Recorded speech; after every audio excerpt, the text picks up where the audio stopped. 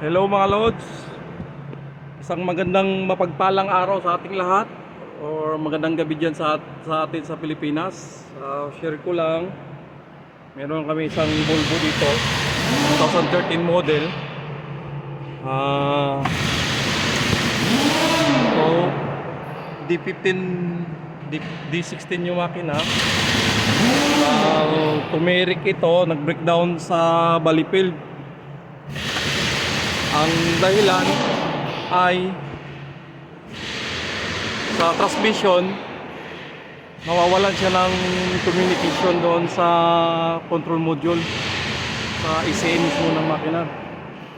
So minsan gumagana, minsan hindi. Ang ginagawa, kaya nakatakbo ito pabalik nung nirescue ko, binubunot namin to habang umaanda, tapos isasalpak, bumabalik ang neutral. So makakatakbo siya uli. So yan, makikita nyo lumalabas yung ganyan. Lagi lumalabas yung ganyan kahit naka-neutral naman siya. Okay naman yung ano niya, yung control selector niya.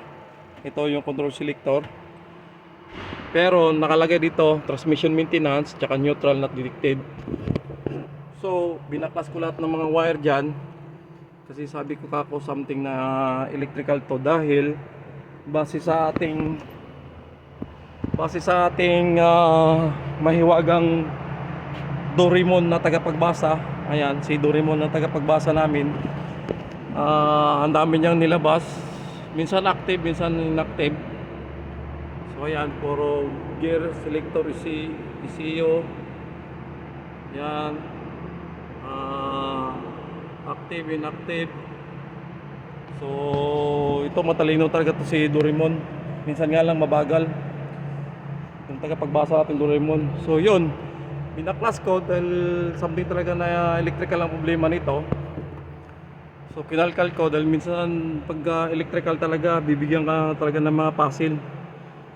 So inalam ko alin ba yung linya niya, wire connection dito ako nagsimula. So yun, alam nyo anong nakita namin na figure out ko. Ayan ang problema. Ayan, putol na yung isa. Ito, isang wire na lang nakakapit. Ito naman, dalawang wire na lang nakakapit. Ang salarin, iyon, yung ito, screw. Itong screw bolt na ito. Kasi ito dati kasi wala ito. Lagayan kasi ito ng fire extinguisher. Doon ito dati nakalagay sa likod. So, doon yan nakalagay. Dito naman yung isa. Yung driver nito dati, yung local, nagreklamo dahil wala daw siyang fire extinguisher sa gilid niya. So yung manager namin, ininstalan niya. Hindi niya naman tinignan kung may tatamaang wire. Nung una, okay naman, tumatakbo. Sa katagalan siguro dahil kakatagtag, nagkakaroon siya ng ground. Karoon siya ng ground hanggang sa naputol na yung isa. So nawala na lang yung communication. So yan mga idol, yan, isa na namang problema ng truck natin ngayon. Ang nahanap natin yung problema, nasolusyonan natin at bukas makakatakbo na naman to. Kung may biyahe ba ito o wala, depende na lang sa manager namin kung saan niya ito gagamitin. Ito kasi unang analyze ko is baka kailangan na palitan ng clutch lining. Kaya lang inobserbahan ko base sa kilometer niya, hindi pa talaga dapat, kasi at least kahit baka 1 million siya bago tayo magpalit ng clutch. So yung ibang truck naman talaga sa 800,000 nagpapalitan ng clutch. Kasi kahit ito automatic, ito I-shift transmission is meron pa rin itong clutch. Yun nga lang, yung booster niya, yung tatawag na clutch booster sa manual, ito naman actuator. yung pinaka booster niya. Tapos solenoid drive yung gear, solenoid motor yung shifter niya. So mostly talaga sa ganito na hindi naman tumatakbo ng mga katulad ng biyaheng US, kung dito lang around Quebec, kahit baka at least maka 1 million siya bago ang clutch.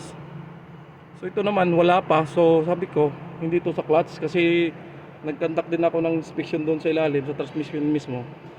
Wala namang mga damage, no, or mga yung mga libaba or mga bakal-bakal doon kasi meron niya mga spring, meron niyang malaki spring at meron din maliliit na spring doon sa clutch disc, o kahit malang doon sa finger niya wala ring bakat. Mostly kasi pag may problema talaga sa transmission yung clutch lining, mahuhulog yung mga pino na spring. So ito naman malinis, okay. So sabi ko ito electrical talaga to. So lahat ito chinik ko naman yung mga fuses, relay. Nagpalit-palit ako ng relay, okay naman. Minsan pag patakbuhin mo, okay. Tapos pag minsan naman biglang ganito mga lalabas. Yan. Tapos biglang mag-neutral na. So very annoying. May stress ka kung iisipin. So ayan, talagang pinagtiyagaan ko kalkalin. Yan, baklas dito, baklas doon para at least malaman lang. Binaybay ko yung mga linya niya, wire. So dito siya papunta. Yan, yun. Kasi nandito sa likod yung linya papunta doon sa selector control. Ito yung wire na ito. Makikita nyo. Yan, ito yung wire sa selector control. Tapos labas naman dito. So yun, yung tinanggal ko yung mga balot niya, yun nga, lumabas nga yung lumabas nga yung problema. Ayan, makikita nyo may mga tama, so ayan, so yun lang mga kaibigan. Nakatulong din sa atin itong ating tagapagbasa na si Doraemon. So nabigyan tayo ng idea lang o guide. So yun lang mga kaibigan, mga lodi. Maraming salamat.